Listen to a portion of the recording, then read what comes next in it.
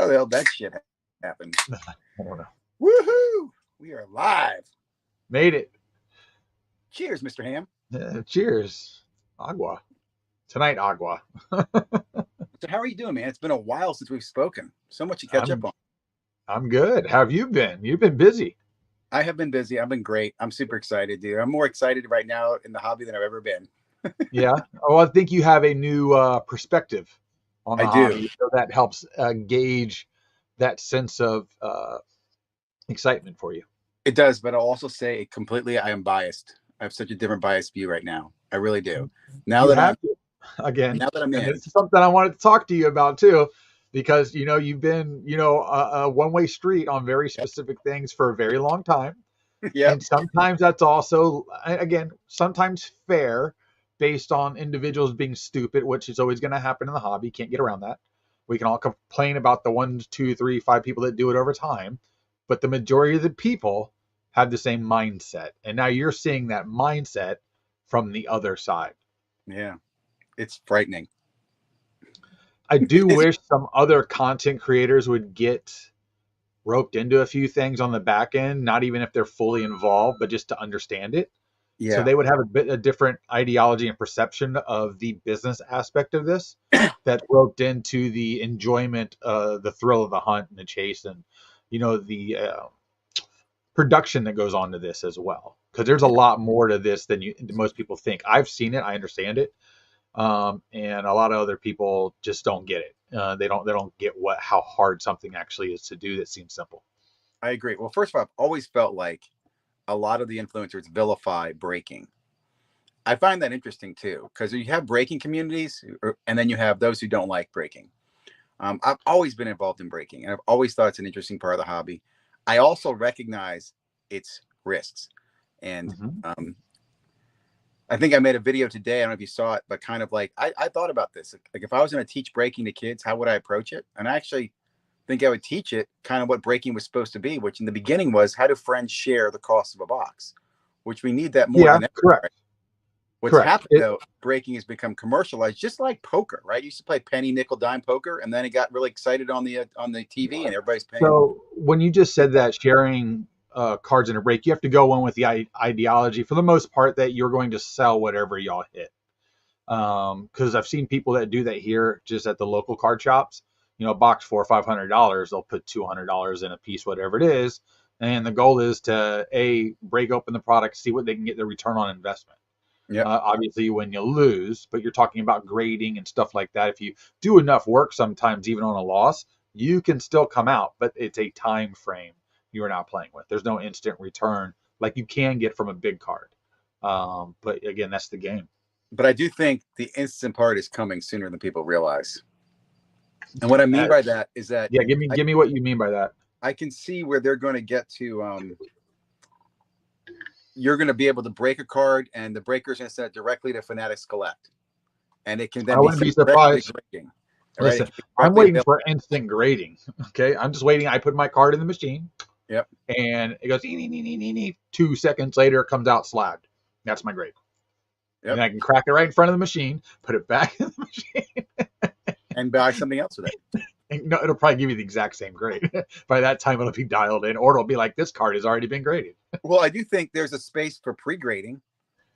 Okay, so in other words, I think, for example, companies should be doing more pre-grading to PSA, right? I should be able to take a card into a local card store. They run into a machine, maybe like a tag AI machine that does a pre-grade and comes back and says, hey, this is a 9.5, has like an 80% chance of being a Gem Mint 10 PSA. Hey, that's fine. I'm cool with that. Your lights and your glasses make you look like you have Bruce Banner, Incredible Hulk. I'll take them off. That'll be easier. I was like, it turned into the Incredible Hulk, got the green shirt on and everything. But so like for instance, here in at Tampa Card Shop, Brian and Anna, the one that they run, they pre-screen the cards for you when you bring in anything to grade. They'll give you an idea right away what they're assuming it's going to possibly grade, and then let you know, do you still want to go forward with this? They don't force it. They don't just say, oh, if somebody comes in and brings them cards, we're just going to grade it anyway. They don't do that. They're like, listen, what are you expecting out of this? This is what this is going to be, and here are your issues with this card. Do you still want to grade it? Some people say yes, some people say no. So, because there are people that literally blindly come in and go, I was told if I grade this card and it becomes a 10, it's worth 10 times more. And then he's like, well, let me look at it first. And he gives them an honest opinion on that card. So they're extremely good. The Baseball Card Clubhouse here in Tampa, South Tampa area where I live, they don't do that, and they don't really do subbing or anything like that from a grading standpoint for their clients to come in. So it's really hit or miss. St. Pete, we have KK Sports Cards and stuff like that, and they do it as well. Big bulk submitters, though. Do they charge for that review? Nope. That's nice. That's nice. Nope. I remember going to one store one time, and I brought some cards in, and the guy said, let me tell you what, if I think you should grade them. And he reviews them, Dave. and then he charges me. And I'm like, what do you charge me for? He goes, well, it's $2 to give you an opinion. I'm like, I had no idea. Like, I went ahead with it, but I was just very upset by that. I was like, I had no idea. I thought you just give me your opinion. Like, I didn't know I had to pay for this.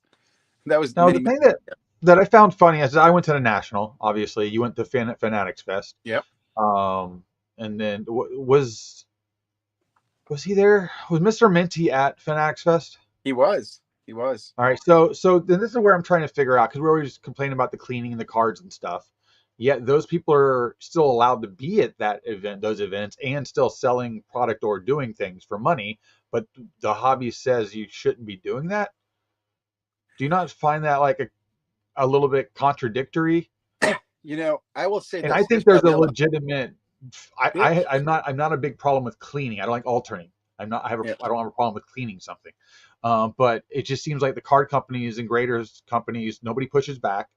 So nobody cares. So they don't care. There's enough room in this hobby for everybody to make money. We don't really care. I just feel like there's a lot of rules in the hobby that are just written but never enforced. Okay, like unwritten rules in baseball. It's not even unwritten. It's just like, yeah, I agree with you, but I don't think people care. I don't know. It's bizarre. Like we talk about, there's no punishment. It's not that people are negligent or deliberately being mean. I just think they just do their own thing, and they're making their own hustle, and their heads down thinking about themselves, and that's all they think about, right? They get in their little niche, their little space, and then other spaces are wrong, right? Like you can see guys who are like penny, nickel, dime guys who buy and flip or whatever. Like breakers are the devil. I'm like, dude, if it wasn't for breakers, you wouldn't have all those penny, nickel, dime cards, because that's where that shit's coming from. There's always a give and take with that. I mean, where we're at in the hobby, especially now, it's a little bit different. Saying hi to Dave here, is out on the road. He says in Arlington, Virginia right now. Wow, not far away, man. Yeah. So, but yeah, I don't know. I just find it sometimes everybody wants something to complain about. Let me go back to Mr. Minty. Let me say this though. I spoke to Mr. Minty at the Chantilly, and he's the one that gave me the professional advice to, hey, send your goddamn card back to Panini because it's defective. It's a factory defect. Yeah, well, I told you that too. Yeah, I mean you did, but it's his listening to him tell me that made me kind of think about that. I'll also say that then the cleaning thing, there's definitely a market for it. Like there's one cleaner I watch all the time. He will post cards with the serial numbers and everything, and you know he's a cleaner, and then you see the card go to PSA. And I'm always thinking to myself, if he was so bold, like you could be decertifying all his cards. No one does. It's only if you make a lot of noise does somebody, I guess, really make a yes, correct. Like what happened with Kirk, yes. Yeah. Because we already know Kirk sent in hundreds of cards. He's still sending stuff in just under a different name. Yeah. And nobody's saying anything because you can't prove anything now. So now it's just okay. I'll also say this too, my impression of Fanatics Fest. And again, I know most of the people there were just, marketing employees. They weren't strategic sports card experts, but boy, correct. We overestimate how much they understand this hobby. Like, for example, I was in the Topps line. They didn't understand that lids had packs of chrome in it. Well, how come they have packs of chrome in it? I'm like, it's from you guys. You guys give them packs of chrome. You don't know that? Well, those are supposed to be exclusive cards too, right? To lids.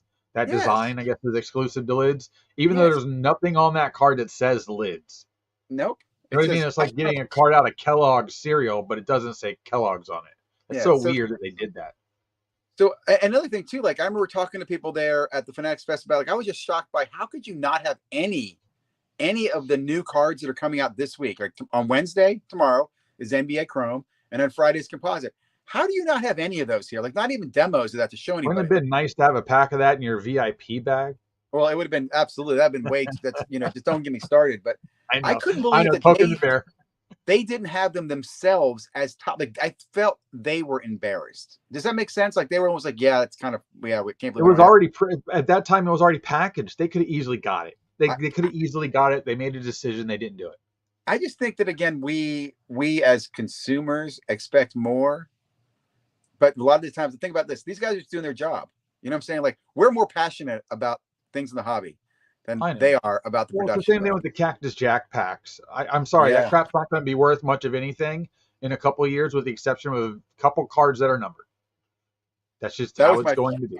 that was my favorite part of the whole weekend. Though. Let me tell you that, man. I did it with my pack.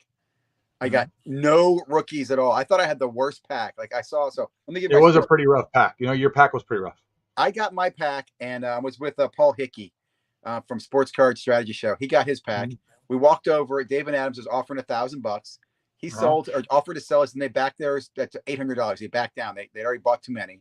Somebody Oh else yeah. ended up buying his from him for $1,300, which I thought was a great deal. I could Yep. have sold mine then for $1,300, but I decided to wait. I was going to put it into a break. I decided I was going to open it myself, and it was a terrible pack. But the singles, I've already made $1,500 off that box, That's and I crazy still though. have another card left. So Yeah, I but I don't think it's so understand crazy. why I were just don't those get it. cards so valuable. They're I don't know. Listen, and I think it's a conspiracy personally to create value out of something. So we like to call things shill bidding.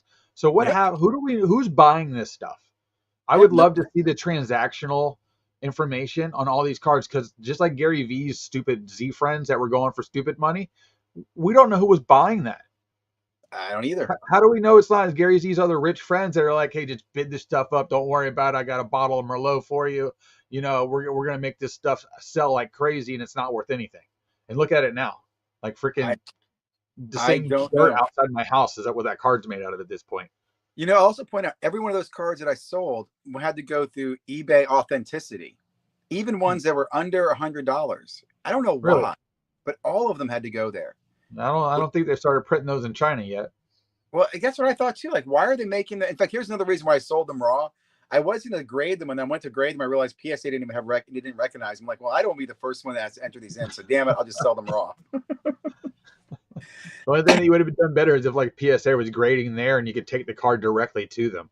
But I will say, going back to that, that was the only event drop that they had that I thought was really, that I guess was worth it. The Yeah, Chrome boxes were exciting, but again, there was a cluster in how you got those. They just could have correct. done more. They really could have done more. I thought. I don't know. That was my disappointment. I expected more product exclusive stuff. I expected to see basketball. I expected to see football. I expected, I mean, even like at the the tape. lids boxes are cool in thought, but price wise, because all they are is repackaged hats that they already sell in the store. That's the thing that's messed up. Okay. They are There limited. were a couple exclusive. There were a couple exclusive. Yeah, I get that. And did anybody win the scratch off while they were there? Is the scratch I off saw. exclusive to the event? I saw several people do win the scratch off. Most of the scratch offs were memorabilia, like an Okay. autographed photo or a bat Oh, okay, autograph. okay, okay. There was a World Series one floating around. I never saw that, but I heard about it. I saw a kid win World Series in a game in front of me, World Series tickets in Yeah, front so I of remember you talking about that. me. So, and again, I would say to me, I thought the boxes were a very good value for that event because anybody Mhm. could get them. You didn't have to be VIP. They were Yep. $250. You get 3 hats, a pack of cards, and a chance to win something. And they sold out every day at the event because there are only so many Yep. dropped off every day. Mhm. They are still available right now online though, so you can go get Okay. them I today. no, I went and looked at them, but I'm just not spending that much on three Yeah, three hats. I don't care. I'm using them in breaks, and I think people like them in breaks. I also the hats are very nice, but to me the hats are so damn nice. Like You I'm wouldn't like want to wear them. exactly. It's like a dress hat. It's like a hat you'd wear. I wouldn't want to get sweaty in the damn hat. It's too damn nice of a hat. Like I wouldn't shoot basketball in it. But Yeah, there's one of the card art guys, Card Killer. He had made hats like out of refractors. yeah, They're so nice. I mean, they're expensive, like $300 to $500, I think, a hat. But it's so nice, you wouldn't want to wear it. But if you were super wealthy and you didn't care and you wanted to have the best looking hat in the building, you'd wear that hat. yeah. See, I can 100%. see these are hats you would wear when you're going to a game, Yeah, I right? saw them. A few of them Going look really, really nice. I know the one Mariners hat that was almost like a sheen yeah. look. It almost looked like a refractor. How nice it was and clean and had a great shine to it. It was a different fabric. It was I really will nice, say, like the one that had the autographs under the hat. But who the hell sees the autograph under the hat unless you flip it over? I always love it when the inside of the shirt's fancy, but nobody sees it but you when you put it on. It's like I'll give you an example. One thing I saw kind of made me a little sad. Uh-oh. I saw a breaker selling those boxes in breaks on Facebook. $30 a spot. How many 30 spots. 13? Yep. Yeah. Now here's the problem with that. Not all teams are in the checklist.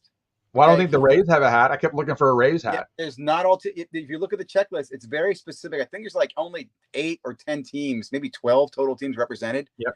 And then 30 times 30 is $900, dude, for a box. I'm like, that is just. And did those packs of cards have any inserts in them? The packs did have. There were some potentially good ones. I met a guy. He showed me a picture. He pulled a Gunnar Henderson rookie or something like that, rookie cup to 50 that he had a PSA grading there. So there were some good cards. And I remember last year, too, some people hit some really nice ones. A friend of mine pulled a Volpe red to 5 out of one of the Chrome packs. So they've got some hits, but for the most part, they're boom or bust. They're like, you know. But yeah. Then with obviously Shohei and Judge are probably going to win their MVPs for each league. If you got a Big Apple refractor of one of those, what's the buyback going to be on those? Because I'm assuming they'll add them to the buyback. I don't think you'd sell that in a buyback because I want to say the best buyback's maybe $100, $200, right? No, it goes up based up on serial number. There's like a multiplier. I know, but I even think at the top end, it's not that many hundreds, is it? Yeah, I think so. I know people were like, "Hey, we pulled an X-Fractor Judge, and it's worth like $200 buyback." Yeah, but I don't think it was higher than like 200 or 300. And those that's still a lot for one card. Jesus. The judges I think are going for 700. I don't know what the Otanis are going for. They're going to keep going up for a while. That's a card you just wait on, and in like 2 or 3 years you pick one up. Yeah, I do. I also do think those are cool. I mean, I will say this, cool, but they don't do enough to make me go like it's amazing. Yeah, well, first of all, I'm shocked that they didn't have different colors or numbered variations. It was just the same thing. I just think they threw this together like last minute. I agree. I mean, that's what I'm saying. I just felt like, I mean, it's funny to me. I'll say this. I feel like every video I watch about Fanatics Fest was a kissing their ass video. How great it was. Whoa. It has to be. Why? Because once you get shunned by the master, you do not get invited back to the party. Well, I don't want to not get invited back to the party, but I also think he could better. Right? We need the Queens on stage next year. Let me just say this. I can't do that if you're bad-mouthing Mr. Rubin. No, I'm not bad-mouthing. But I'll say this, too. I actually spoke to EJ. I spoke to EJ. Apparently, he's the Fanatics guy there. And I sent him a nice email. And I just said, look, I'd be happy to give you some criticism on how you make it better. I mean, you're not going to have to worry. Like, it will do more. More people will go next time. Because, don't say criticism. Call it feedback. Feedback. Well, again, the feedback. There we go. They know where they fumbled. I'll just leave it at that. They know where they fumbled. Correct. Well, and we got to see how these other events play out when they do them, because I'm pretty sure each event's going to be different. They canceled Pittsburgh already. They had to cancel Pittsburgh. It wasn't going to work. The space that they need for it, it would not. The amount of people that are going to show up to that would probably they would have to give out every seat in the damn stadium. I mean, I went to the stadium a few months ago, and it's a super nice stadium, but I have no idea where you could attempt to put anything a fraction of the size of what New York had, even if it was a card show. Okay, so New York, I will tell you, here's some stats. When I was in New York, the local news reported that Friday's attendance was 20,000 people, and that Saturdays was, I want to say, 35,000. Okay. So I don't know what Sundays was, but it was less. I've heard numbers of 70,000 people attended. I think that's over the 3 days. I don't think it ever peaked more than 35 on Saturday, which I'm not saying is a bad thing. Yeah. But it was not the 100,000. In fact, then I also watched something recently where there's an event going on Javits this past weekend, which had over 100,000 people there. Yeah. Well, they're used to it. Yeah. The Japanese anime con was there, and it's crushing it. So this thing was like a blimp. And again, let's be honest. Let's get feedback. Let's not kiss butt and go. Fanatics Fest was great. They were crushing it. It was packed. It underwhelmed people. There were some people who loved it, and I'll put it this way: I got a good feel of what to expect. My kids, most of them would not find it interesting, though. To me, it was targeted at kids that were probably 12 and under. If you're a teenager, I don't know if you're going to go there to wait in line to shoot a basketball. I don't know. My kids would have been kind of annoyed It with just it. matters You know what what I mean? you just, if you're a sports person, you're a kid, you would, you know, Yeah, it depends. it's like anything else. It caters to a specific group that's more interested in things. The nice thing about this is you have the card aspect of it and you have the entertainment part. What I was most drawn to, honestly, was having all the big companies there that you don't see Yeah, anywhere. That's a big deal to me. yeah, Like, where am I going to go to see Major League Baseball, the NFL, yeah, wrestle, WCW, or what, WWF, or whatever it's called now? It's like, where am I going to go to see that? And it's not yeah. going to, it's They nowhere, nowhere. they did some good stuff. Also, the ESPN stuff was really cool. I like that. Mhm. The Stephen A. Smith show was really well done. They also had the fan playing live on the studio for half the day. That was really well done. There was some really cool, like I said, overall, I had a great time. Okay. But I'm going to Yeah. be constructive and it could have been better. I was disappointed in the VIP bag. In fact, here's another quick story. I sold my VIP bag online. Mhm. And I didn't really want to sell it, but somebody sent me the offer and I ignored it and he sent it to me again. I'm like, you really want this for $50? He's like, yeah, I'll take it. And I accepted. And then he declined and he's shipping it back to me. And I'm Why? like, well, what the hell did you go through this for? Like, why'd you even accept the $50? But anyway, Whatever. I am looking forward to Orlando. I'm also looking forward to them doing LA. I think LA will probably be better. In fact, I think they'll over deliver in LA after New York City. I don't know if they're going to have all the big companies there as they move around. I think New York is going to be kind of what you just saw, with maybe Yep. added here and there company wise, and then some more interaction probably in different events that they may come up with. LA, I think, is going to be more of a Hollywood glam studio type of an event with a I card wonder show. I think about they're that. going to each make each one of these different. So that way you always want to go to each one. That's what they're doing. He's no way that he's gonna mimic these. There'd be no reason to go to more than one. Did you He's see got to do something different for each one for it to be attractive. Did you see the award for the woman who dressed up with the best costume? Nope. So that I did remember hearing this, right? If you dress up with a costume, you got pulled into a fan experience. I ran into Yep. a friend of mine, actually, this cardboard life, a friend of his was Mhm. pulled out for wearing a 49ers jersey and met, I think it was Bryce, got an autograph football. Yep. But the woman who dressed up like a Bills fan jumping into a table, a Okay. great costume. She Uh-huh. won tickets for everything. World Every Series, every event. Yeah. everything. That was Yep. awesome. That was an Yep. awesome thing.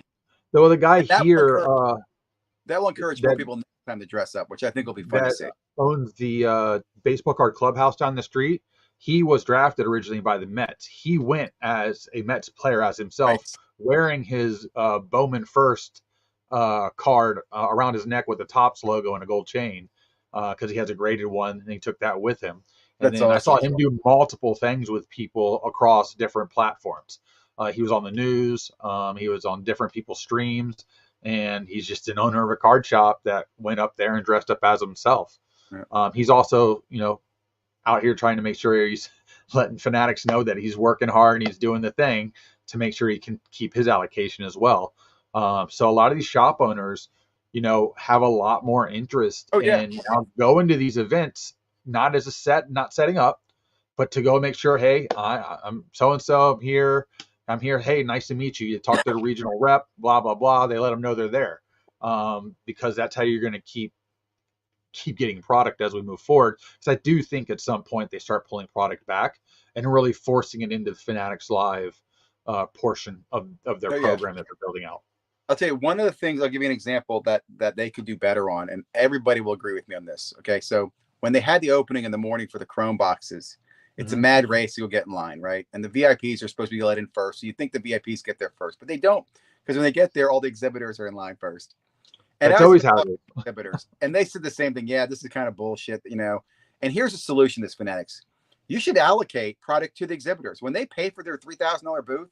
Yeah. They should get 6 or 12 or 8 boxes of whatever the product is allocated to them to buy. If they want to buy it, they can. If they don't have to. That way, they're not even in the line. You know what I'm saying? That's a simple thing that could have been done there. I agree. I, But like I again, when I understand. go to some of these bigger shows that I've been to, I've always had some type of pass that gets me in prior to any VIP. And everybody's always in there doing stuff already. They're already buying stuff. They're already Yeah, you're trading right. stuff. When Card Collector 2 put out his video the day before the National Open and he's picking through boxes buying, I'm like, this is a bad look. Okay, you're trying to get in there early. You're excited, but now you're like, Well, these people are already picking through everything, so I'm missing stuff already because I can't get to set up there and I can't get this access.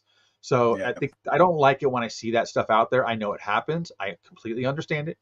I get it.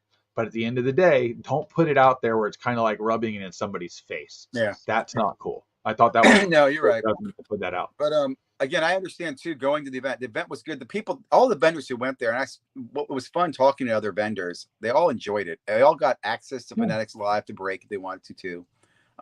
You got great conversation with the Fanatics Live and Collect team. Talked about product. The best part was the product preview, going over when the products were.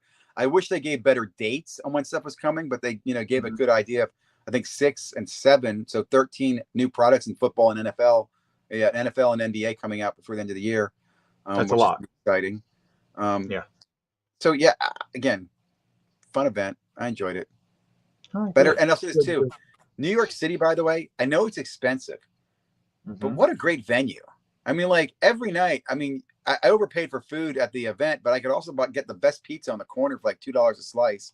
Yeah. And there was always some place to go. And my hotel was like, I think $200 a night, which isn't bad for Manhattan. It really isn't. No, I looked at the numbers. Mine was just a timing thing more than anything. Yep. I didn't really have a problem with the numbers. The guy I work with who ended up going to the event on Saturday, he's not a card collector. He likes sports, but he's like, I'm a fly and hang out with my boys just for a couple of days. We bought some tickets to go to this Fanatics event. What's it about? He didn't even know what it was. He just heard it was going on. And they're like, we're going to go. And he loved it, and he's not one to like look at cards and stuff like that. He enjoys it. But, he's a big UFC guy and he got a kick. He got to walk in the octagon, which, you know what I mean? It's like that type of stuff you don't even get to do. But like next year, wouldn't it be cool if you could get into a wrestling ring, kind of feel it bounce a little bit, bounce off a rope? And you know that what I mean? was very popular. The UFC and WWE or whatever, they did the best jobs there. They really did. The NFL thing was fun too, with the sprinting. Although I got to question the freaking clocks. There's no way people are running sub fives in there. I just can't see that. Everybody's the same speed. It's all false information. Don't worry about it. It was funny though. So what? So this Queens of Cards thing you got going on, how is that going? And logistically, what did you find out is the hardest thing to actually do? Fill a break. I know in the back of your mind you're like, listen, I got the talent. If you make it, they will come. Basically, is how this works.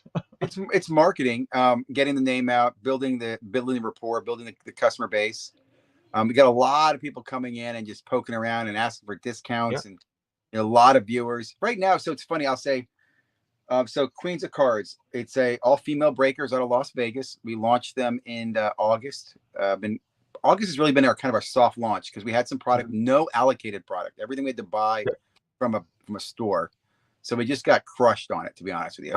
I mean, I know we lost money all month long, but we definitely no, that's normal. That's not when you start anything up. It's usually you're not going in gangbuster, just hand over fist here. Yeah, I'll give you another example. Those auctions. First of all, the auctions when you run on a team, which I'm not a fan of. I just don't like those in general.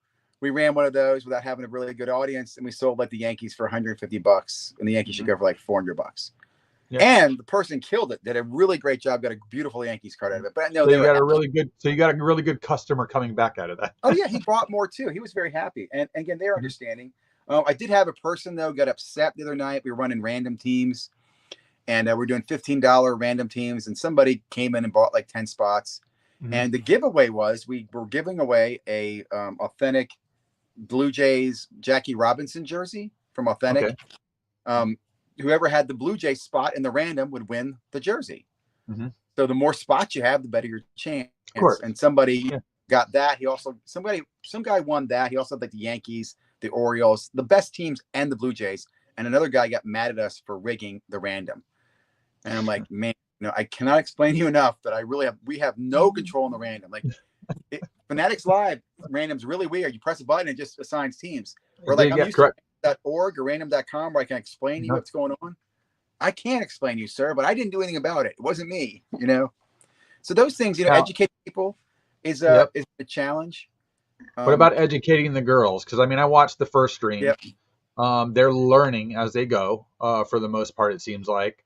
the hands on the card, stuff like that with the nails. Yeah, that's definitely Some of that's. that. How are you handling that right now, and how are they handling that? I mean, I would say we're definitely getting better all the time. You know, a lot of it's Correct. watching other people. If you watch other people, Yeah. you get more comfortable. Here's a nice thing too. There are a lot of breakers, a lot of friendly breakers, and a lot of female breakers out there as well. Mm-hmm. So there's examples to watch. So I'm feeling good about that. We need to get more comfortable with some of the sports, like some of the team members, the breakers. Struggle pronouncing some of the names. Like, don't struggle pronouncing the name. Just call him Paul. Move on to the next name. You know. Yeah. But that or know them by their last name if they're the more popular. I was going to ask you, do you have a sheet when they break a product maybe that kind of says like if you get these guys, these are your big boys? Okay. Oh, yeah. We have what we refer to the big thing was handling the cards from me when I saw the first couple streams. Yeah. And then what type of inserts are you looking for? What type of chases look for in the product, right? We're looking for becoming familiar with anything. Yeah. Yeah. Which I'll tell you, it's funny. I mean, there's some products coming out, man, that are just as new to me as they are to them. I mean, with Finance coming out and changing the little format, I'm like, look for the rare, look on the back. So it's freaking awesome, man. In fact, I'm excited. So NBA Chrome's coming tomorrow. And it's so interesting to see what's going to happen with this. So we've listed our break. Mm-hmm. I've sold no spots yet. Okay. I'm watching other breakers who are more expensive than me sell out like 10 and 15 cases. And that's what's really interesting to me. Like, it's not about price. A lot of them, I think, have big whales already. Correct. Well, I mean, I know you chase some of the price, but you still have people you enjoy breaking with, and the price is fair for the most part. It's not the cheapest. It's also not the most expensive. Fair is questionable. I've seen some interesting stuff. I know what you've seen, but I'm saying, like, you get comfortable with somebody. Like, I have a guy on Facebook. That's the only guy on Facebook I break with.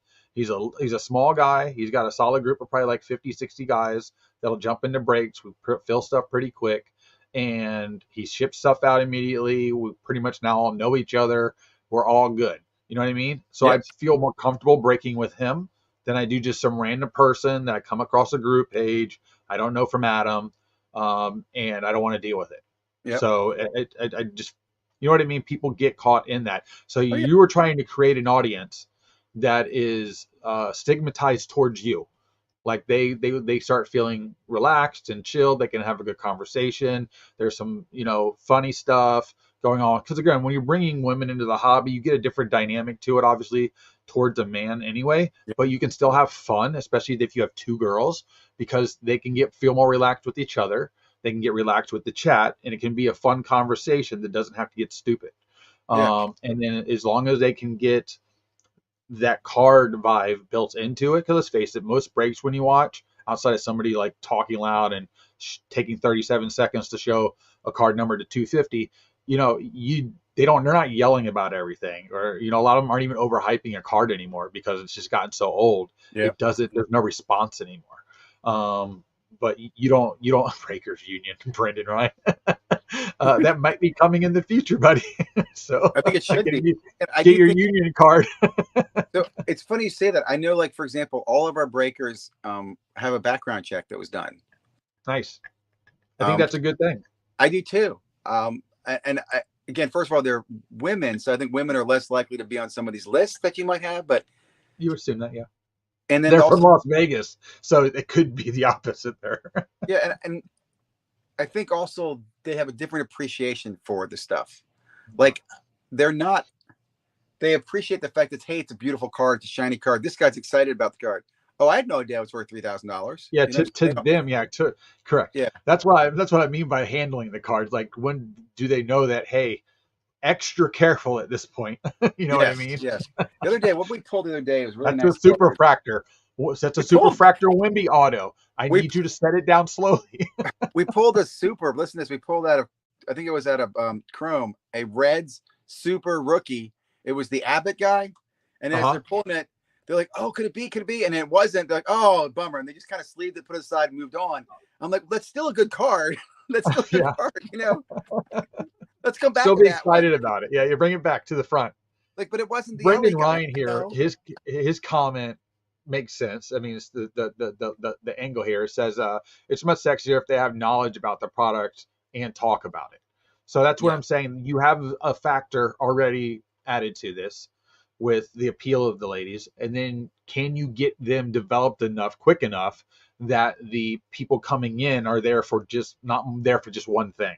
Yeah, Does that make sense?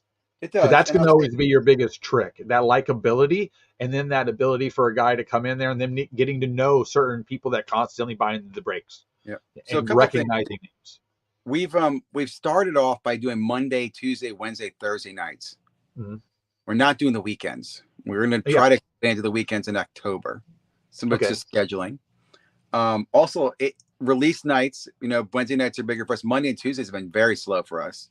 Yeah. We're trying to Monday do and Tuesday are slow for a lot of people. That's exactly. And we're not That's carrying the that's momentum from more the the week. whatnot crowd, by the way. Yep. That's what does better on Monday, Tuesday. Not necessarily the breaking, but the individual sales of cards do better on the weekday, like at night, versus leading towards the weekend, where people are free, they have more time, staying up late. Completely different aspect.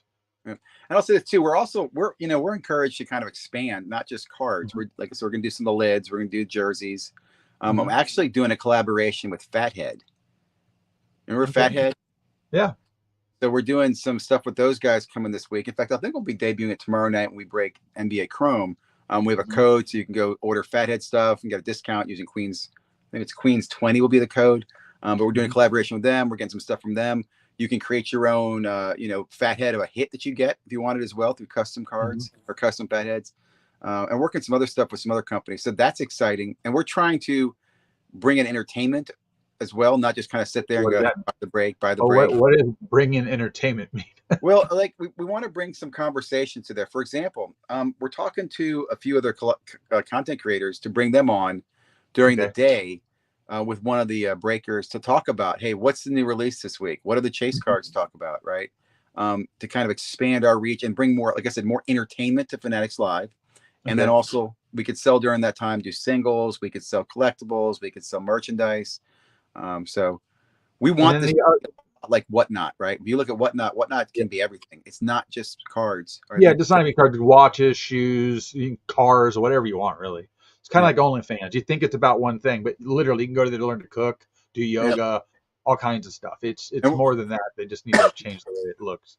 and we're also going to plan to expand. There'll be some pretty rapid expansion in the next few months. We have another team coming on in LA, which I'm super Okay. excited about. And then we're trying to do some East Coast growth as well. So who's the main backer of this? I believe Paige is the other person you're working with. Is that correct? But Yeah, who's Paige. backing this beyond that? It's really been Paige and her Okay. connections. Okay. And I don't want to slaughter her last name and say it mispronounce it. And I've been very. Mhm. It's also to say this too.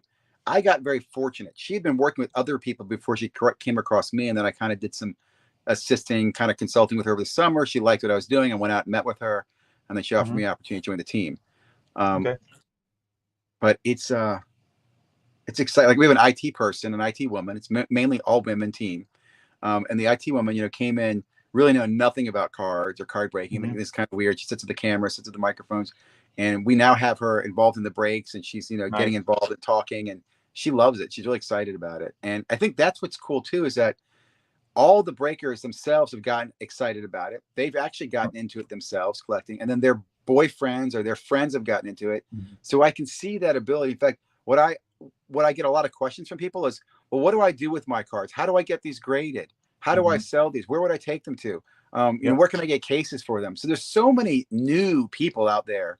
And I want to say Correct. this about breaking. I think breaking does that. Breaking gets a lot of new people. And if they're given the I right, don't well breaking and then just other again the Fanatics event brings in a lot of notoriety. Mhm. Fanatics has done a lot more advertising than we've ever seen before for sports cards in general. They're not even touching the tip of the iceberg yet, and that's just here in the United States. We still have an entire planet they can play with, and they haven't even started here. And I talks about 10x the hobby, and monetarily maybe on their end they will, but 10x the hobby means get 10 times more people Yeah. involved that were ever involved before. That's what I really see that end goal being, to really accomplish what they're attempting to do. They're always going to run into a problem. I think they're going to run into a problem at some point with product, to be Well, honest with you. I mean, international they is will. definitely an issue. There's a large demand for international. I think right now you have to have a U.S. address to have a Fanatics Live account. I don't think Yeah. Canadians can use Fanatics Live yet. I I know might have changed. I don't remember because I did remember. I think Jeremy or Carlos or one of those guys talking about that recently. yeah, So I don't know if that's changed, but I don't think they can yet. Maybe they yeah. can't and it's close, or you have to do some stupid IP crap in order to bypass it, or VPN or something. I don't know. One thing I will say, which I think is interesting, we are exclusive to Fanatics Live. We break just on Fanatics Live. We're not looking at other platforms at this moment. You shouldn't. There's so many breakers. I can't think of any other breakers who are exclusive. I know there probably are, but most of them get their allocation. They break off platform, which is Yeah. shocking. I think that will change. Oh, I think 100%. that change in the future. Yeah. No, I agree because Fanatics wants every piece of the pie. I don't care what Not, anybody says. They it's want not every a piece piece of the of the pie. pie. But this way, it kind of annoys me. I'll be brutally honest. I'm begging for allocation and I'm new. So I'm very thankful we get anything. So I don't want to misunderstand this. But when I see people with bigger allocation taking their allocation and breaking 1 or 2 cases on Fanatics Live and breaking 20 cases off platforms so they can get around the fees, I'm thinking to myself, then why are you giving them allocation? Like, Don't give worry, them. there's somebody watching it. They're gonna everybody will get caught up to that. And they may Yeah. not be fully enforcing it yet because they're just trying to get the people in. And again, you take your Well, loss at the beginning and then well, you reel it all back in. here's part of the reason. There's so much chaos in this industry because of Panini. And I don't mean that in a bad way, but when people want to complain about, Topps Chrome, this price is ridiculous, the allocated price is not great. And part of that is because Fanatics has to compete against Panini, and Panini's crushing it with their guy. Like Panini, a Correct. case of Panini is like ridiculously expensive compared to anything else. And they are knuckle. I mean, they've got such a stranglehold on their distribution. Like you cannot get to Panini at all. It's all going through Blowout or Go GTS, and they know it. They know they've got great allocation. They're not giving. I spoke to them, and the guy said, "Look, I love what you're doing, but I can't give you a discount for a product that everybody else wants it for. I understand. I just want to have the best price I can. What can we get it for?" And that's hurting. I think that hurts the whole industry right now. They have this between the two. Yeah, the overall price hike and everything is, I think, hurting the hobby. I mean, obviously, it's breaking's working for right now. My concern is that everybody starts getting burnt out breaking because of the cost. Because not everybody can win all the time. Not everybody can win some of the time. And then you have these guys that are in there that have endless amounts of money that can literally be in breaks nonstop. And that's what's always going to help the breaker, obviously. But for the regular person coming in to think they ever have a shot or chance at something, it goes drastically down. Like in a casino, if you know that the slot machine is programmed not to let you win, do you pull the trigger? And the answer is yes, still pull the trigger. But it's one of those things that at what point, and where I get concerned is at what point does breaking become there's so many that you can't even figure out where to go unless again you like your 1 or 2, 3, 4, 5 people, and that's it. You don't venture out because the jungle's out there. All right. And then there's not enough product being produced. And then you got to start making more stupid serial numbers, other dumb case hits that don't actually even have any rarity to them. They're killing the Kaboom. The Kaboom is dying. The downtown is dying. Okay, it really is. It's soon we're gonna. I don't remember in the '90s when they came out with the all Prism card set. You got 4 packs of Pacific Prism, and it was basically a hyper-looking card every pack. And then every once in a while you'd hit a gold. You know what I mean? It's like that's how I feel it's going to be. Like every pack in the future, in 10 years, you're going to have a Kaboom pack. Every card's a Kaboom. Okay. Yeah. It's just at that point, it's just a base set because the other ones will be 3D and they probably pop out of the car and smack you in the face and jump back in. But Brendan Ryan's killing it over here, by the way, guys. Says make breaking beautiful again. You need to put that on the shirt, probably. Make breaking beautiful again. And then Brendan Ryan can be in the bottom corner. I will say also at Fanatics Fest, I got to meet Sports Card Radio in person. Okay, how was that?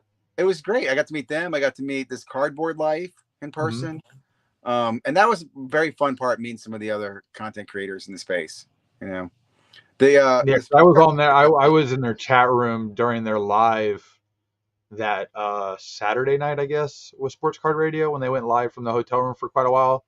Yeah, that was Friday night. And so I was shocked how they had the Mojo team there. They had Alex there. They had. I know Alex shouted me out because I'd made a comment. I actually recorded it because she's like, Michael Hamm, you're right. I'm like, when?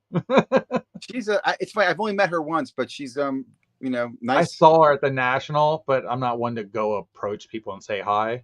Yeah. So it's just at some point, I've said interact hi with to her. I her. don't remember why. I think I was in line with her or something, and I just was Mm. like, "Hi, a big fan. I love your show." And she's like, "Oh, thank you." I did like her on the show. I thought she was great, but anyway, Well, they were all a little tipsy too, so. yeah, that was fun. Yeah, what's his name was very tipsy. Kept telling Ken Golden, "You want an Emmy? You want to win an Emmy? You got to get us on your So show." Ken going on live there too was also a lot of fun. So it's fun to see the dynamic. It's one of those things too. Again, and there are certain people that don't like other people in the hobby, and then there's other people that's kind of a shtick, but other people don't know that, and they like to see the dynamic play out like the good and bad guy in a comic book. Yeah. But behind the scenes, certain people don't like each other. Well, I agree. As There's common, definitely people who don't, and it's just the way the hobby is. It's a weird beast of I don't know humanity. I definitely yeah. know some enemies. So Well, I mean, I was watching who's the podcast? It wasn't Rolling with It's what's the other LT out there in living with LT. Living with LT. Denny was on there, and I forgot the other gentleman's name. But they were These talking. Yep, they were talking about basically like how come their channels weren't so big and they don't have that many subscribers and blah blah blah blah blah, and they do such a good job. And I'm like, in my head is, first of all, it's almost like saying, you don't say I'm going to go to the Hall of Fame because I had a wonderful career. You yeah just put the work in and then it happens. yeah And I understand I guess you want to call it envy or jealousy of, somebody that's coming out of left field. They're making all this content. It's always about making content, being consistent, consistent, consistent. Even if it's bad, if it's out there nonstop, your channel automatically grows because of the algorithm. Okay. People just will click the subscribe button and forget about it. yeah. All right. Because if they're watching three other people, you actually don't even fall into the algorithm. You're just already subscribed.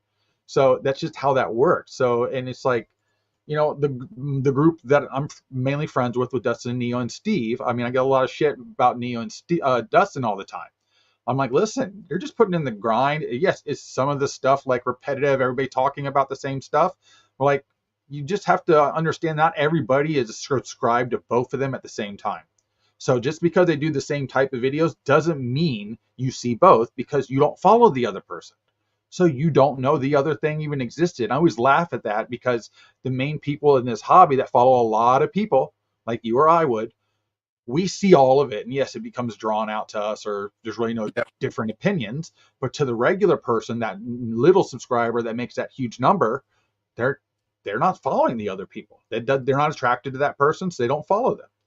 They don't. They So want to watch Justin Gamble. They're going to follow Mary Gamble. They're going to watch Pac-Man, Card Collector 2, and Jeff Wilson.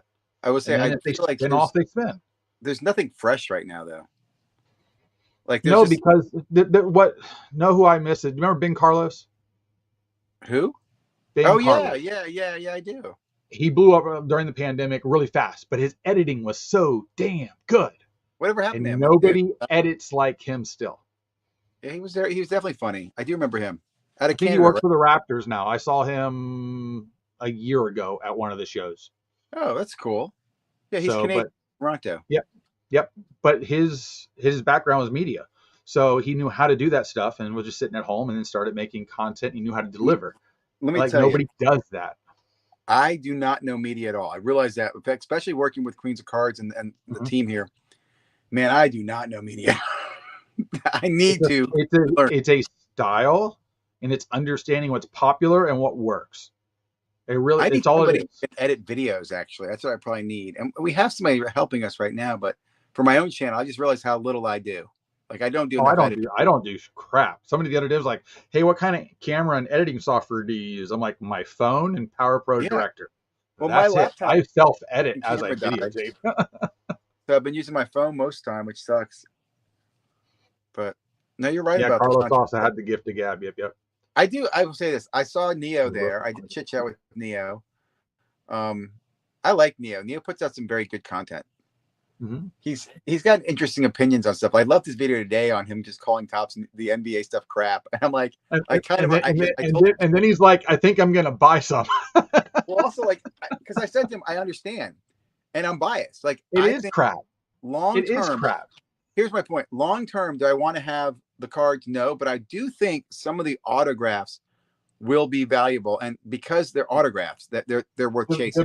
the base Wimby is going to, if any card is his card moving forward outside of a base card, which will be the Prism, that's Yeah. going to be the card. That Topps Chrome How much? auto with him holding the ball is going to be his main card. How much is the auto going to be on a Wimby after Topps Chrome's been out for a few weeks? How much is a Which one? refresh? Well, first of all, like I don't know if you saw Pac-Man, he ripped open 5 Yeah, boxes and he hits one. that he got, and then he Yeah. got one of the parallel insert autos of Wimby, not the base, I not the saw rookie that. card, the base rookie. So I don't know how many other Wimby auto cards are in there. I don't know how many. I don't know what the checklist looks like. I saw So it doesn't Redemption. help. I saw a Wimby Redemption, Blue Redemption for Topps Chrome posted for $3K today.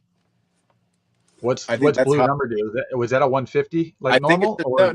it was the Blue Redemption card. It didn't say what the refractor was. It just said Oh, top okay. certified refractor. I don't know what the number was, but the fact that they had redemptions in there was surprising because I thought they were all on card or live.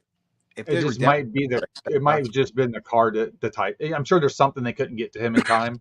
The whole point is, as long as that main rookie card is in there on card auto and it's live, then that's fantastic. If they got to mix a few in here and there, okay.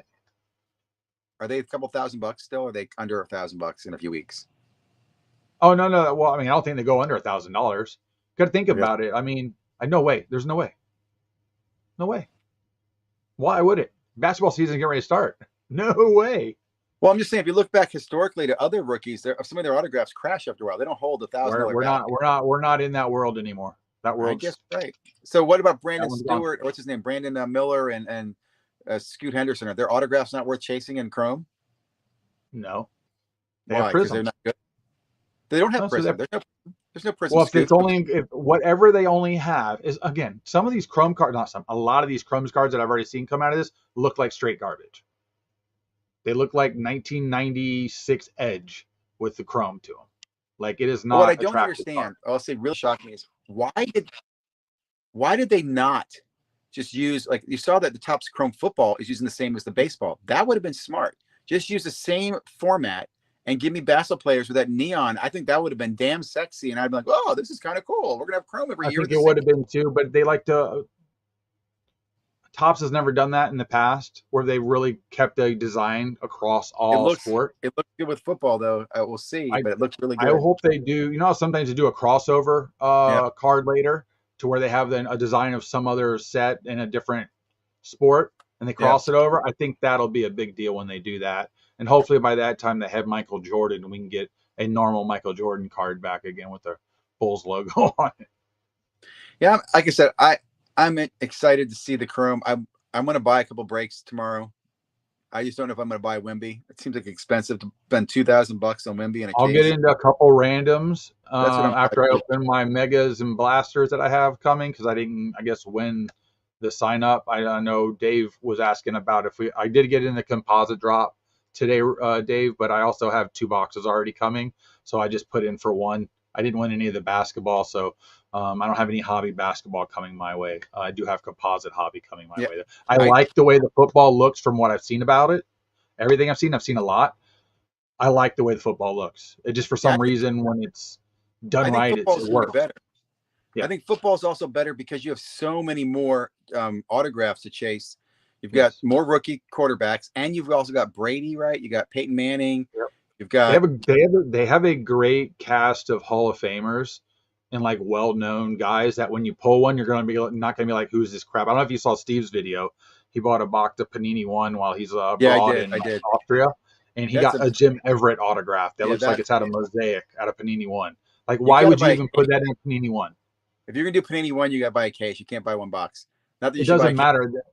That was the worst repack I've ever seen in my life, Ziggy. Well, that's not a repack. Panini One. Oh, yes, that was. That Jim Everett card should never been anywhere. It shouldn't have been created. That's a Mosaic card. That's a repack. Anyway. They forgot to put it in Mosaic, and they put it in Panini One. What was I going to say? Oh, so let me ask you this. Have you seen the checklist for composite yet? Is Brady signing for the Patriots? Patriots, yep. Not for the Bucks. I don't think he has a Buccaneer cards. And I saw the card. There's a photo of the card if you look it up. Okay, because I thought that'd be cool if he signed for the Bucks. Like, for example, LeBron signs for the Cleveland and he signs for Lakers in NBA Chrome. Yeah. Unless they just show one for the Bucks, but the majority of the time they put him when they're using anything historical for Brady, it's always going to be the Patriots over the Yeah. Bucks. Yeah. It's It'd be always going cool. to, he's known as a Patriot. His last Bucks card that was autographed that you could get out of anything was the very first release in what would have been 2023 score. That Are was the the last of their pre-sale, stickers for Tom Brady that Panini used. these pre-sale composite boxes, are those hobby boxes or are those retail Yeah, boxes? their hobby. Oh, that's cool. Yeah, because they're like $300 a box, $289 or something a box. So let me ask you, will this product hold its value in a few weeks? Will NBA, Chrome, and composite still be NBA is always going to be about chasing basically when that LeBron, fountain gets Wemby, and hit, then the box Curry. Yeah, but and then the football, I think it's just gonna be popular because it's gonna be fun. To be honest with you, again, for some reason, the composite football looks fun. It does. It's a lot of different cards. It doesn't feel like when you open a pack of cards, same card, same card, same, and Yep, they're yep. just commons. And this, every common looks like something different, just like when you would open Chronicles up. Yeah, Yeah. you get 10 rookies in a pack, but it's fun. The whole thing's fun. This is a fun product, and it's got multiple autographs per box at Hobby, and there's I probably a agree. ton of them at retail. I'm So I looking. think the football is going to be very fun right now. We'll be The breaking that basketball is next going to Monday. be a straight Tuesday. kick in the nuts. We'll have a What was that? composite Monday and Tuesday because it opens Friday, but since we're not breaking Friday night, we'll be Mhm. breaking it Monday and Tuesday next week, which I'm excited about. I'm gonna start. I'll jump into a few here and there. Please. And then I have a ton of Chrome coming. So on the 11th, I'll be out in Vegas, actually probably helping with the shipping and sorting, which has been more challenging than we thought. Yeah, But that's very challenging. That's why most people hire people to do that on the side. we'll get there. We're gonna Yeah, get there. that, and it's better to start sorting as you're going through the break. You I'm were gonna tell you learning that right now. Yeah. Okay, I'm gonna tell you that right now. So the But good man, it's guys, so much they fun. sort. There's a guy sorting as they're going through all the other BS, and they're sleeving up all the good stuff just so it's easier for the recap. Yeah, it's so much fun though. I'm looking forward to it. Like now, it's funny. I haven't even bought anything personally for myself. I've been focusing on Well, don't get into your own breaks. You're Well, part no, of not King. that. Know that. I'm talking about building my own. Like I haven't done any. I didn't buy any personal boxes. I thought about buying some Gotcha. personal boxes. Missed out I on got doing that. Didn't check any of the retail stuff. Totally forgot about that.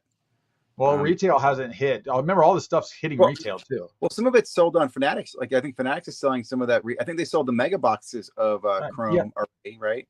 correct. That's what I got. I got 2 megas and 2 blasters of basketball. Although I did watch the Striker Breaks video breakdown, and it does look like retail checklist is really brutal. It is. Yeah. It is. You're all chasing the dragon on this one, guys. And then Breakers Delight looks like it's the product after that. Breakers product looks like the hot Well, I product. mean, you might have you might get all Wemby autos in one box. I'm sure they screwed up somewhere. And I can't wait to see who's gonna pull the Wemby auto, the Superfractor. Who's gonna hit that? Well, you have that, and then how fast does that come out? And then the LeBron, the triple auto is obviously in the mail somewhere. They said so that was sent out. The thing is like, this is what I'm curious. Do they send it to somebody that only bought a couple cards just to prove to the fact that you don't have to buy 50 to have a chance? Because it's one of those things that people aren't even willing to buy 1 or 2 cards because they don't feel like they have a chance. But at some point, they gotta have that person win to make people go, I can win it. It's possible. It's funny. I don't like the Topps Now autograph things. I mean, I'm not against it, but because I don't trust it. Like you said, who knows? I personally feel like Topps is sending it out to a big customer. If they're not, if they're truly randoming it, I'm shocked, and I would love to know how they're doing it. So I just hope that that little blue card went into the machine as all of them pass through, and it just ends up in a plastic case and it gets shipped off to somebody. Like the system does it. Yeah, I bought those. I've only one time I've ever gotten a numbered card. One time, it was like when I did a very unpopular game that like only I might want to with my kids. So. Well, I'm assuming everybody's going to open these because if you buy more than 1 card, for the most part, it comes in a case and you got a sticker. I bought a collection recently that I've been going through, and they bought some stuff through Topps Now. They never even opened the damn thing. Like I had autographs inside like 4 cards deep. I never would have known it because you had to open it in order to just find out, and it was never ever open. So I hope somebody doesn't not open one of these, and we're just all wondering where this thing went. Because at that point, it might be a minute. That would be funny as hell, man. There are definitely a lot of big chase cards still out there, though.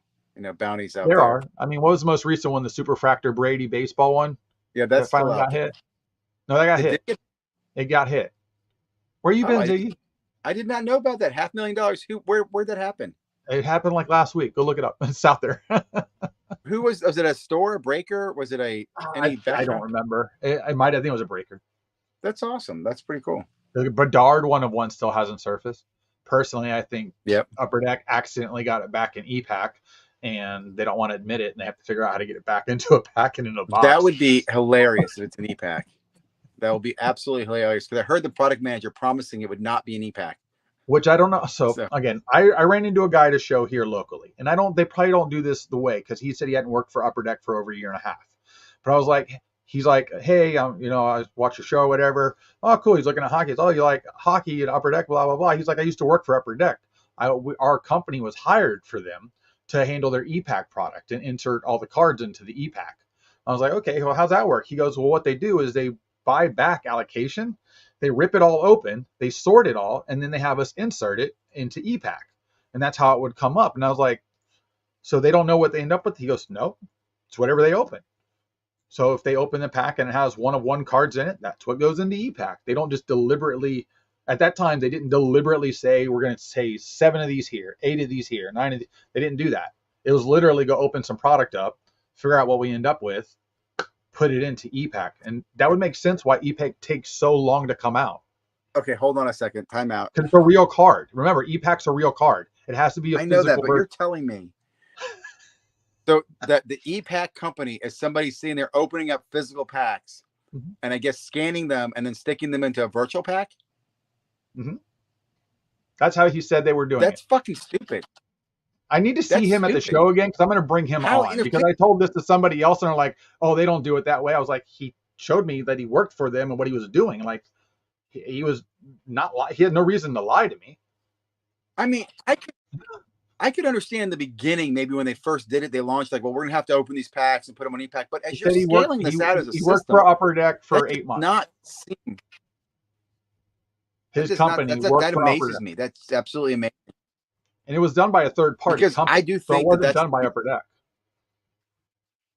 No, I understand, but again, the fact that someone has to sit there and open packs and then put them in manually, like, talk about the trust there. Like, okay, but how would you be able? If he opens up the pack and there's a 1 of 1 there, you think?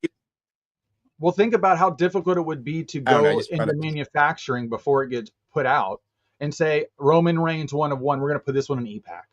Liv Morgan, that one's going to go to e-pack. How do you can't do that in the line the way it works. I would tell you, again, I'm an idiot. You couldn't physically easily do that. But my assumption would be, again, I'd love one day to see how this stuff's made, because I also think that every company knows the print run, right? They have to know the print run. They have to know the print run. That's how you create how much value you're putting out there. I'm going to make a video kind of one day of this, of chocolate chip cookies. I kind of think it like this. There should be a digital format of every card that's being made, and I should be able to select, okay, randomize, give me 50% of those cards, randomize them, camouflage them so I don't see them, and put those into my e-pack product. Great. The other 50%, I want you to send to the manufacturing, and you guys actually print those out and randomize them the product. That's a simple way to do that. Like the fact that they're actually printing everything and then opening up packs. But how do you do that with inserts that have high levels of rarity? You look on a pack, it says 1 in 19,000 packs. How do you do that when the machine has all those loaded? Put it this way. How do you hit a 1 of 1? But the same machine that's calculating what you're pulling it. I'm just saying the technology's there. That's all I have to say. The technology should be there. He said he worked there a couple years ago or whatever it was, so I can see things changing quite a bit. But that's how he was telling me how they developed e-pack and how they were putting cards into e-pack. So I asked, why does it take so long? I was like, he said it takes so long because they have to get the product back. It has to be open so they know what's going into e-pack. And then we have to upload it into e-pack. That's why it's 6 to 8 months behind on a product sometimes. Not because just all of product is behind. Just think about it. There's a lot of concern there. But if they know that Upper Deck is launching in February, if they know that Upper Deck is launching in February, though, and they're going to wait 8 months to 6 months or 8 months to load up e-pack, they should have already known about it before the regular stuff even went out. They would have already pulled it all. There would be no reason for e-pack to be late. There would be no reason for e-pack not to come out the same time as regular. The CT scanning, in I my love CT opinion, the scanning. It's solution the to that best is ever. ePack. NFTs. Like, I really think that you should stop making products and you should start using all digital. Everything should be electronic. Fair. And you should get a This is redemption. You this get a physical card shipped to you. You get a card put in your this vault. this is the push for that, I think. But think about, somebody has to hold all these physical cards somewhere. Okay, which I would say honestly, print on demand up to a certain time point. Print extras, and either it stays digital, no physical copy is made, or every physical copy is made. But I would say even a physical copy needs to be serial numbered. I would have to do something to distinguish it. And then it has to drop off of, but if it becomes physical, it has to drop off of digital. See, you're playing a game here. It's very dangerous. You can't have two of the same card floating around. Digital or but physical. But again, you can track digitally. Digital's on blockchain. People can edit it. People can watch it. Yeah, you can have that listen, done. one good solar flare and all your break. digital shit's gone. No. I don't trust digital 100% at all. Nope. Have you seen the breaks? You saw that the Blez guys did the break of the century, and then Little Pullman did a break of Exquisite the other day. And I'm thinking to myself, why are they doing breaks right now? Yeah, they called it the break of the century. It was not. But the Blez is really good about advertising, and they're sharp with what they do. They both drive me nuts, but they're sharp with what they do. Isn't this a bad time to be pulling out? Isn't this a bad time to be pulling out old boxes and breaks? I mean, the first thing I'd be thinking to myself is CT scanning is out there now, so you got to get ready your product. If they CT scanned it, realized there wasn't anything like that, there wasn't no one-on-one Luka in there, let's break it. Let's get it out of the way, guys. I hate sealed products. Well, that's what worries me. Their breaks were terrible. There was nothing good in those boxes at all. Which is really odd, isn't it? Yeah. Well, they do. When you know who does not use CT scanning? Who? Mojo Break does not use CT scanning because they would have scanned that damn NT box and never let what's his name Williamson open up the NT. Well, so what's funny is when he was talking about that box, he's like, we weren't going to even bring that box to the show, and it ended up at the show. And then Grant Williams came up, was willing to offer a big number, and he even said we wouldn't have had the balls to open that. Like, there's no way. He's like, it was just too much for us. Now, at the end of the day, if they would have kept it, and then all of a sudden somebody said, hey, CT scanner down the street, you want to check this box out? Then yeah, of course you're going to get interested. Because if you can tell what's inside the treasure box, if there's treasure in it, I'm sorry, it's going to be really hard to say no to that. When you're talking about cards like that, playing a game in a box, come on now. That's been sitting in their store, hanging out, just saying, hey, $500,000, open me. And they won't do it. So how many... I hope some of these products do open. I'd love to see some of these products that open now because of this stuff. So we'll see. Well, that, and I don't know if you're opening enough product, again, one box here and there. I get Pokemon's a little different because it's tricky. There are other valuable cards in all these boxes. You don't know how anything's going to grade. So you can't just assume because you hit a card, it's going to grade well. It's not a one-on-one. So there's also that. So there's a whole nother factor that goes on to this. You can't overly tell. Some of them actually can't tell Sittering because you can see the outline of like Prism and stuff. But it's going to be what it's going to be. Not everybody's going to have access to this. Not everybody's going to want to do it. I would say the bigger, more valuable stuff somebody has, they're more likely to do it. The person that had just sat on a box of something, so let me ask this: they're not going out of the way. If you had a collection, if you're rich and you had a collection of vintage, would you go get it CT scanned just for your own knowledge? Vintage packs, and then once you do that, you have that knowledge. What do you do then? Again, a vintage pack's weird because you have nobody that grades high that can outsell somebody that grades decently high because of the rarity of the card in the registry. See, that's when it doesn't matter. When you start getting really old into super vintage cards, it's like I would say 60s and backwards, realistically, for packs, like Jordan packs. Listen, we know the correlation. For the most part, like even Blez was when he was opening one of the packs. He's like, you're going to hit this card, and the Prism card, was it Prism? He was like, you're going to hit this card because this guy is the precursor to that guy. And then next pack, wasn't even in the same pack. He's like, next pack, Luka. He's like, this guy is always the pack above in the collation. Well, if you do enough product, like you said, you know the collation. That's how they figured out the Michael Jordan stuff back in the day. They just knew every time I kept hitting Jordan, I was just hitting these same K, Kellogg, blah, blah, blah. Oh, Jordan. because it's going in alphabetical order, each other half the pack. So it's not like it's rocket science, and it's not like you can't see through the front of a pack. So you always know the top half of a 86, 87 Fleer pack just by pressing down on a little bit to see who it is. So it's not like it's rocket science. It's just kind of funny, But there are people that have a lot of sealed 86, 87 Fleer packs that I guarantee do not have a Jordan in them, 100%. Like those packs have already been thought, that process has already happened. Plus that those wax packs weren't that hard for people to figure out how to open and reseal over time. Keep compressed long enough, you'll never be able to tell. Okay, you can't. It's just that's how it is. Now BBCE, this would be helpful, like with the Pokemon box that one of the Paul brothers got with the G.I. Joe. That type. This is where that becomes very valuable. But at some point, if you're doing a BBCE, do you start scanning other cards for funsies? You're already there. If BBCE announced they had a CT scanning service, so they could 100% guarantee the box. Now, think about this. This could be a displacer to them. Now, send me your box. I'm going to CT scan it. I'm going to seal the results. They're not going to be public, but because it's been sealed and it's been scanned, I can now guarantee the value of this box. Do you what do you sell think about the scan that? with Is the that box? good or bad? Do you sell the scan with the box? Only to the owner. The only Here's person the problem. who get is the owner. Whoever some dual key where like the owner opens it. Here's the problem. The person standing there that's CT scanning it knows. And at some point they start realizing maybe a card's worth 100,000, 200, 300,000. It's in that box. And they know that box is going to go to auction one way or another. They have an inside edge they're not going to talk about. Or they're going to go to somebody else and make it. It still becomes a problem. If you wanted to think about, I understand. I'm just saying, if you want to think like good, if I was BBCE, I'd want to have a CD scanner so I never have the Pokemon issue again, right? I can always just scan the back and just say, hey, I know there are Pokemon packs in there. I didn't scan it too much. I don't know what the card is, but I know it's not. 2 more phones, you won't be able to scan your own freaking pack, okay? Because they'll have some type of X-ray thing on your phone that you can see through your skin or something. And you change the contrast, and now you're looking through a card.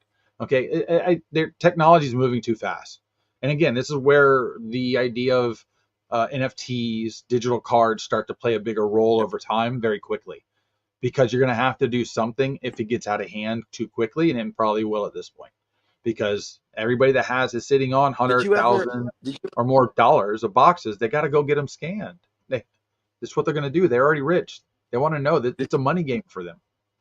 Did you ever do the? Did you ever do Panini NFTs? Very little. And again, NFT can be rigged too. It's digital. It's just like a slot machine. It can be programmed to pay out when it wants to. I know. I'm just mentioning because that program is actually still very, very strong for Panini. I mean, like I watch that sell out all the time. I see sales on that stuff all the time. It surprises me. If NFT they have comes some back, visible crossovers where you get if NFT comes back and it starts to make its run again, which I think if it does, it won't be until late next year. Do you start to go by Top Shot now? Because that's still that first big introduction. It's like the star basketball cards. Okay. Do you go get Top Shot? Because Top Shot was a mistake in the first place. Those are the ones that always end up being worth something later. The mistake is always the one. Video thing. Let me just put it this way. The video idea, in my opinion, always made the least sense to me. Honestly, Correct. It did. And that's why I was hesitant. I didn't get into Top Shot first. I was like late to Top Shot. Yeah. I can understand a token or a card because I go back to the Ready Player One world. Remember that movie? Hey, that movie? Brendan, I like these digital where apps. A card could give me functionality. Maybe if I have a card, I use the card. And then when I put my VR headset on, I'm playing playing basketball with LeBron James. Correct. I don't see a video clip ever doing that for me. A video clip was just, to me, was just fleecing. Because even my point was, it's not like I own the video clip. It's not like I own the licensing of that shot. You just own the version of the clip that was numbered. Correct. That's they created. Yeah, but with a for example, if you gave me a Kaboom, if you gave me an NFT Kaboom, which is art now, which is then serial numbered, and then that Kaboom had utility, like it got me into a game where I could play with LeBron, or it got me at the summer league where I got seats at a game early. That is something that I still think has value in the NFT world. right? And then I could sell that NFT like a pass to the summer league. I could sell it for next year, and then you use it next year when you're in Vegas. That functionality is out there. It's just, in my opinion, Top Shot ruined NFTs. It really did, because video is not a good It wasn't what it's application of supposed to NFT in my be, the opinion. way that it needs to be. What I was saying, like Yeah, Brendan Ryan said, funny as it sounds, Panini Dunk, it still thrives. So Panini Dunk, it Panini does. has 2 digital apps. All right, Topps has multiple digital apps too. I play Topps Bunt, Star Wars. Blunt. What was that? Yeah, I me enjoy too. all those. Bunt and Star Wars. And now they've put a lot more paywalls up Marvel. now. But if you look, some of these cards resell on eBay immediately for $150, $200. So yeah, you have a paywall to get in, but if you I've hit never one of these done that. cards, yes. Yeah. How do you sell it on eBay? Do you do a virtual transfer or something like that? No. It's basically I have a username in the game and I can trade with anybody. I Yeah. just go find that user, Yeah. become friends with them, initiate a trade. When I sell it on eBay, I take pictures of everything. I screenshot the trade. I screenshot that they received it. And I usually, if they're really good, they'll close the eBay sale saying that they received it. Because remember, there's no shipping involved. So I never, on those type of cards, I never put shipping, because there's no shipping. I give it to you, basically. It's yours in your account now. It's no longer my account. And I just prove that it ships over. I had no idea there was value in those, and I've been using Star Wars for probably a year or 2 years maybe, and I love the Marvel one. But because Marvel Marvel this year, Topps Marvel, it ramped itself up. It has changed. It has gotten so much better with the art. They've done great drops. The card that I sold was a Psylocke card number to 25. That was the first time they ever did cards that low, where there was a cap on it and it was a paywall and you had to get in. And when you got to the 25, they were sold out. And they were a motion card and they were just beautiful cards. And so I sold mine for $125. Okay. It cost me $30 in diamonds, basically, me opening packs to get to that card. Now, I could have never hit one, but because I hit one, it was easy. And that wasn't even the most expensive one.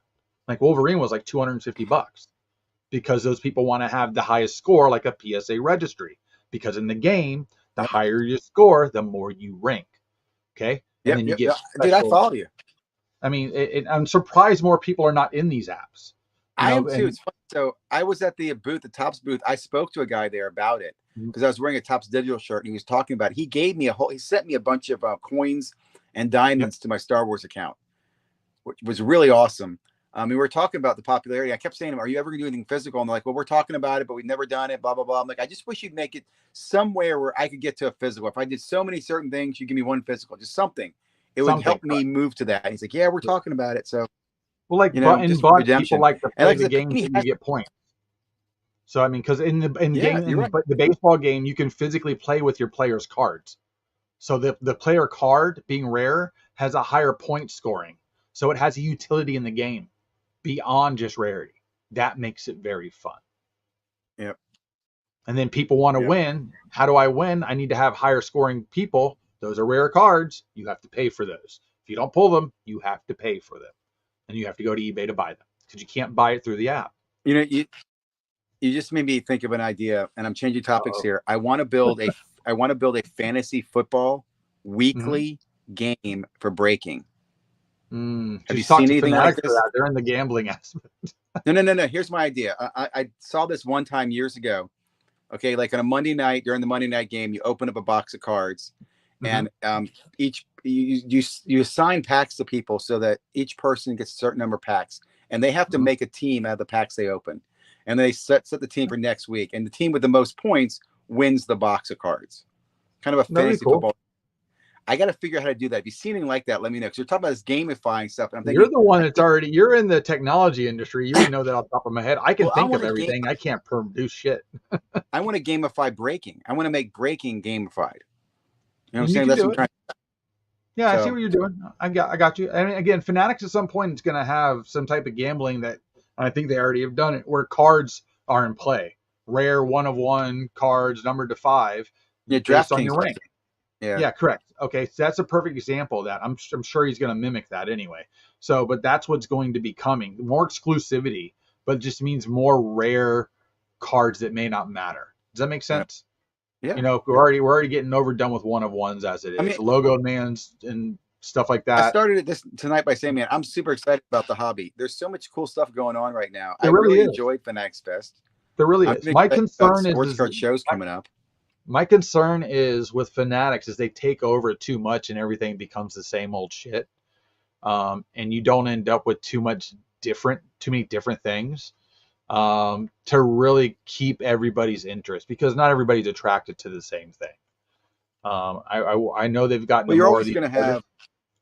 they've got more of these artists involved now, putting live artist cards in these packs. I'd love to see some more of that.